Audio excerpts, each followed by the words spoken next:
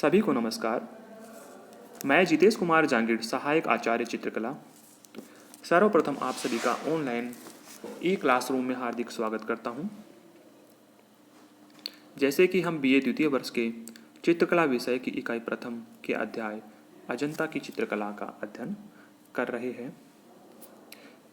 पूर्व के भाग में मैंने अजंता की गुफा के बारे में आपको बताया।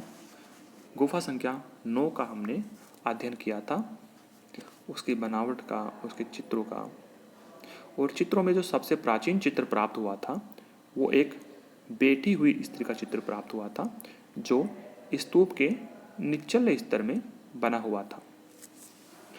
आज हम प्रसिद्ध चित्रों का अध्ययन करेंगे, इसी गुफा के प्रसिद्ध चित्रों का, जिसमें एक चित्र है जो स्तूप पूजा का चित्र है। यह जो चित्र है, स्तूप पूजा का जो चित्र है, इसमें कुछ व्यक्तियों का समूह है और उसमें व्यक्तियों की संख्या भी दे रखी है। इसमें 16 व्यक्ति है समूह में और वो स्तूप की तरफ जा रहे हैं। और ये जो व्यक्तियों का समूह है वो स्तूप की तरफ जा रहा है विशेष तौर से, विशेष उद्देश्य से स्तूप की पूजा करने के लिए। इसके साथ में अगर मैं बताऊं आपको ये कैसा समूह है, तो इस चित्र को देख करके आपको पता लग जाएगा कि यह कुछ ऐसा ही व्यक्तियों का समूह है जिसमें कुछ महिलाएं भी हैं और पुरुष आकृति भी है। इन्होंने छत्र वगैरह धारण किया हुआ है, वस्त्र आभूषण वगैरह धारण किए हुए हैं, अर्ध वस्त्र इन्होंने धारण किए हुए हैं, हाथों में इन्होंने कोई न कोई वाद्य यंत्र ले रखा होगा। ऐसा ही एक दृश्य है जो समूह के रूप में स्तूप की तरफ जा रहा है बौद्ध स्तूप की पूजा करने के लिए। यह जो चित्र है इसमें अर्धवृत्ताकार स्तूप बना हुआ है। जो स्तूप है वो अर्धवृत्त के समान निर्मित है और उसमें स्तूप के पास तोरण द्वार भी निर्मित है। जैसे कि अपने मध्य प्रदेश में जो सांची का स्तूप है वो उसके चारों तरफ आप देखते हैं तो 4 तोरण द्वार बने हुए हैं। जो मुख्य दरवाजे हैं चारों तरफ, वहाँ पर तोरण द्वार बने हैं। उन तोरण द्वारों में बडेरिया वगैरह बनी हुई है और उन्हीं तोरण द्वारों में चित्र भी खुदे हुए हैं, उभरे हुए चित्र उनको बोल सकते हैं। इस चित्र में पुरुषों को लट्टूदार पगड़ी पहने बनाया गया है। पगड़ियाँ विभिन्न प्रकार की होती हैं। यह बनावट के आधार पे लट्टूदार पगड़ी है। इस पगड़ी में क्या है कि ऊपर के हिस्से में आगे की तरफ एक लट्टू नुमा आकृति होती है, गोलाकार आकृति होती है, इसलिए इसको एक नाम दे दिया लट्टूदार पगड़ी। अपने राजस्थान में भी विभिन्न प्रकार की जो पगड़ियाँ है, जो साफा है, वो फेमस है और ये जो पगड़ियाँ है वो पूरे विश्व में प्रसिद्ध है। जैसे अगर हम मारवाड़ की बात करें विभिन्न विभिन्न ठिकानों में, तो मारवाड़ में अपने छज्जेदार या फिर खिड़कियाँ पगड़ी है वो प्रसिद्ध है। इसी प्रकार से जयपुर की बात करें तो जयपुर में खूंटेदार पगड़ी, और मेवाड़ की बात करें तो मेवाड़ में खिड़कीदार पगड़ी। इस प्रकार से ये जो पगड़ियाँ है वो बनावट के आधार पर इनको नाम दे दिया गया है। आगे हम चलते इसमें चित्र में पुरुषों को भारी वर्गाकार चेहरे युक्त, अर्थात जो पुरुषों के जो चेहरे हैं वो भारी भरकम भरे हुए बनाए हैं। ऐसा नहीं कि उनको चेहरे उनके जो है वो दुबले पतले हों, और थोड़े वर्गाकार वो बने हैं। उनका आकार वर्ग के समान है और बड़े बड़े मोतियों की माला उन्होंने पहन रखी है। कान में भी उन्होंने भारी जो आभूषण है वो पहन रखे हैं। हाथों में उन्होंने बड़े बड़े कड़े धारण किए हुए हैं और कमर में कमरबंद उन्होंने पहन रखा है। उनका जो पेट है वो बाहर की तरफ निकला हुआ बनाया गया है। इस प्रकार से उन्होंने जो आभूषण वगैरह धारण किए हुए हैं उनसे लगता है कि इन्होंने ऊपर के वस्त्र धारण किए हुए नहीं है, वो केवल अर्ध वस्त्र में ही है, मात्र नीचे की ओर ही उन्होंने वस्त्र धारण किए हुए हैं, कमर से नीचे। चित्र में दाईं ओर वादकों का समूह बनाया गया है। चित्र का एक हिस्सा है जिस तरफ उन्होंने एक समूह के रूप में वादकों को बनाया है, और वादकों ने भी अपने हाथों में झांझ, शहनाई, मृदंग इत्यादि वाद्य यंत्र ले रखे हैं और वो बजाते हुए एक समूह में जा रहे हैं। ये जो वाद्य यंत्र है, जैसे मृदंग है, वो ढोलक नुमा ही एक आकृति होती है, इसी प्रकार जिसको गले में डाल करके और फिर ऐसे बजाया जाता है। और ऐसे ही जैसे झांझ है, ये विशेष प्रकार की धातु की बनी होती है, जैसे पीतल की धातु।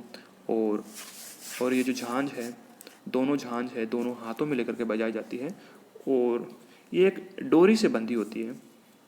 इसी प्रकार से जो शहनाई होती है वो बांसुरी नुमा होती है और इसका आगे का मुंह चौड़ा होता है, विशेष कोई धातु का बना होता है, और बाकी हिस्सा जो है लकड़ी का बना होता है। और इसमें ऊपरी हिस्से में, इस लकड़ी के भाग में, इसमें छिद्र बने होते हैं, जैसे बांसुरी में होते हैं। इसको मुंह से बनाया जाता है, इसको मुंह से बजाया जाता है। यह चित्र जो है वो किसी राजा द्वारा स्तूप बनवाकर संघ को दान करने की घटना का है। अब यह जो चित्र है ये एक घटना को प्रदर्शित करता है। किस प्रकार की घटना? जो स्तूप बनवा करके संघ को, बौद्ध संघ को दान करने की जो परंपरा है उसको यह चित्र प्रदर्शित करता है। अपने भी जैसे विभिन्न धर्मों में जो मंदिर वगैरह है, स्तूप वगैरह है, ये दान करने की एक परंपरा रही है। हिंदू धर्म में भी प्राचीन समय में और आज भी होता है ऐसा कि मंदिरों को दान किया जाता है पुजारियों के लिए, ब्राह्मणों के लिए। ठीक है, तो ये सभी की जैसे श्रद्धा है उसी हिसाब से, जैसे प्राचीन समय में राजा महाराजा दान करते थे, बड़े ध्यानी जो व्यापारी होते थे वो भी मंदिर वगैरह बना करके, स्तूप वगैरह बना करके दान करते थे। इसी प्रकार से यह जो स्तूप है वो बौद्ध संघ को बनवाकर दान किया गया है। और इसके पश्चात हम चलते हैं अगले चित्र में। चित्र है नाग पुरुष का चित्र। नाग पुरुष के चित्र में क्या है कि ये जो नाग पुरुष होते हैं, होते तो पुरुष ही है, लेकिन इनमें विशेषताएं सारी नागों जैसी होती है, सर्पों जैसी होती है। इनकी खुद की एक प्रजा होती है। और यहाँ पर जो चित्र बने हैं नाग पुरुषों के, उनको व्यक्ति मनुष्य के रूप में ही निर्मित किया गया है। और इनके सिर पे नाग मुकुट इन्होंने बना दिया गया है। नाग की आकृति के जो मुकुट है वो इन्होंने बना दिए है ताकि ये लगे कि ये नाग पुरुष है। यह जो चित्र बने हैं इनमें, यह चित्र गुफा के अंदर बाईं तरफ बना है और एक खिड़की के ऊपर, बाईं तरफ एक खिड़की के ऊपर बना है। और इस चित्र में आप देखोगे तो एक वृक्ष की छांव में दो नाग पुरुष बैठे हैं जो आपस में बातचीत कर रहे हैं। चित्र में नाग राजा को भी दिखाया गया है जो छुप करके, एक तरह से राजाओं की यह विशेषता होती है, जो कई राजा ऐसे होते हैं जो अपनी प्रजा को जानने के लिए, प्रजा के हित से संबंधित या फिर प्रजा को समझने के लिए उनकी बातें सुनते हैं। यथार्थ को जानने के लिए भेष बदल करके वो गांव में भी आते हैं, अपनी प्रजा में उनकी बातें सुनते हैं। इसी प्रकार से यहाँ भी नाग राजा को इन दोनों नाग पुरुषों की बातें सुनते हुए दिखाया गया है। इस चित्र में उड़ती हुई अप्सराएं भी चित्रित हैं।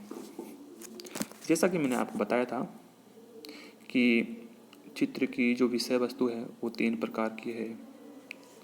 जैसे उसमें पहले मैंने बताया था अलंकारिक, जिसके अंदर मैंने बताया आपको कि सजावट के लिए वनस्पति है, बेल बूटे वगैरह है, कमल पुष्प वगैरह है, जानवर वगैरह जो पशु पक्षी है वो बनाए जाते थे। इसके साथ में यक्ष, किन्नर, राक्षस और अप्सराएं भी बनाई जाती थी। इसी प्रकार से यह चित्र एक प्रकार से उसी का उदाहरण हम कह सकते हैं कि यहाँ पर भी जो अप्सराएं है वो अलंकरण के लिए बनाई गई है, सजावट के लिए, चित्र को सुंदर बनाने के लिए। तो उड़ती हुई अप्सराएं भी इस चित्र में चित्रित है। अगला चित्र है पशुओं को खदेड़ते हुए चरवाहे। जैसे आज भी आप देखते हो चरवाहों का एक जो चरवाहे हैं वो अपने पशुओं को समूह में उनको ले जाते हुए आप देखते हो तो उनकी पशुओं की चाल ढाल होती है, एक धूल सी उड़ती हुई। तो ऐसा ही मतलब यहाँ एक चित्र बना है जिसमें पशु और चरवाहे हैं वो चित्रित हैं। और इस चित्र में पशुओं की चंचलता और गति दिखाई गई है। इसमें विशेषता यही है कि चित्र में जो रेखाएं हैं उसमें पशुओं को इस प्रकार से बनाया गया है कि पशुओं में एक प्रकार से गति और चंचलता दिखाई गई है। पशुओं का जो चलने का जो आभास है, जो जिस गति से वो चल रहे हैं, वो रेखाओं द्वारा बहुत ही सुंदर रूप में बनाया गया है। इस प्रकार का यह चित्र है। एक और चित्र इसमें जो बने हैं, जैसे मैंने बताया था आपको कि यहाँ पर हीनयान और महायान दोनों संप्रदायों से संबंधित चित्र बने हैं। तो इसमें बुद्ध के प्रतीक चिन्हों को भी बनाया गया है। और इन चित्रों में बुद्ध के प्रतीक चिन्ह वाले चित्रों में उसमें भगवान बुद्ध का खाली सिंहासन बनाया गया है। भगवान बुद्ध के जो पद चिन्ह हैं वो भी इसमें बने हैं। कमल की आकृति बनी है, स्तूप की आकृति बनाई गई है और जो बोधि वृक्ष है वो भी प्रतीक रूप में बनाया गया है। ये जितने भी प्रतीक चिन्ह हैं वो भगवान बुद्ध से संबंधित निर्मित किए गए हैं।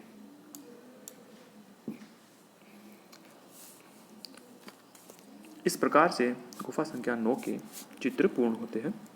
धन्यवाद।